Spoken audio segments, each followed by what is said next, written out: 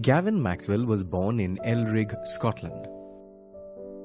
After serving in the World War II, he returned to Scotland to pursue his interest in nature, ornithology, and writing.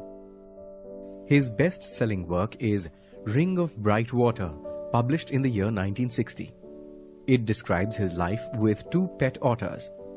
In doing so, he reveals his deep affection for otters. It was followed by the sequel, The Rocks Remain. His other noteworthy works include God Protect Me from My Friends, The Pains of Death, and A Reed Shaken by the Wind.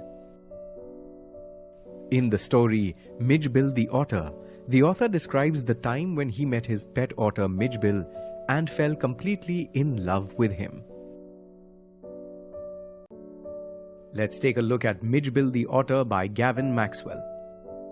In 1956, the author Gavin Maxwell was in southern Iraq. He decided to get an otter for a pet. He believed his home in Scotland, Camus Fierna, would be an ideal place to raise an otter. When he confided his wish to his friend replied that he would find good ones from Tigris marshes. They were traveling to the consulate in Basra to collect their mail. The narrator found upon arriving that his mail wasn't there. A few days later, he found 2 Arabs in his room bearing an otter and a note from his friend. The otter looked like a small dragon and was covered with pointed scales, velvet fur, and mud. Mijbil was a previously unknown species of otter and was later named as Rutrogel perspicillata maxwelli, or Maxwell's otter. For Maxwell, this was the start of a lifelong affection for otters. Mijbil, on the other hand, was aloof and indifferent at first. On the second night, however, Mijbil crawled into bed with Maxwell and slept on his knees. With fondness, Maxwell remembered Mijbil's delight when he discovered the bath. Mijbil splashed around the water happily. Otters, Maxwell stated, loved to play with water. 2 days later, Maxwell found Mijbil in the bathroom, turning on the water tap by himself. Mijbil adjusted to his new life with Maxwell. His favorite pastime was play. He would spend hours playing with a rubber ball or rolling marbles down his belly while lying flat on his back. Maxwell and Mijbil spent their time peacefully at Basra. But Maxwell worried about transporting Mijbil back to England. In accordance with the airplane guidelines, Mijbil was to be packed in an 18-inch square box. Maxwell put Mijbil into the box and left so that Mijbil would become accustomed to the space.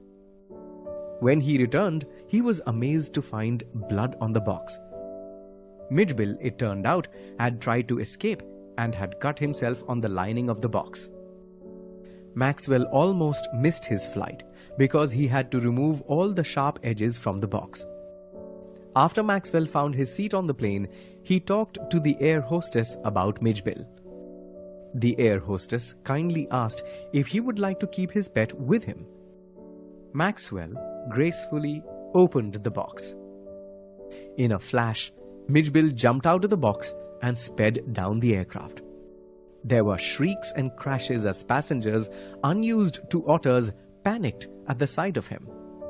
The hostess asked Maxwell to take his seat while she looked for Mijbil. Soon after, Mijbil came running to him. Maxwell and Mijbil stayed for a month in London. Mijbil invented his own game of ball during this time. He would roll the ball on one side of an old suitcase and then run to the other side to catch it. He would also accompany the narrator on walks. On these walks, the narrator faced a lot of questions as to what kind of an animal Mijbil was. Some believed him to be a baby seal or a squirrel, while others thought him to be a walrus. Still others believed him to be a hippo, a beaver, or a bear cub. However, Maxwell decided that the prize for the best surprised reaction would go to a laborer. This laborer stopped and stared as the narrator came close with Mijbil.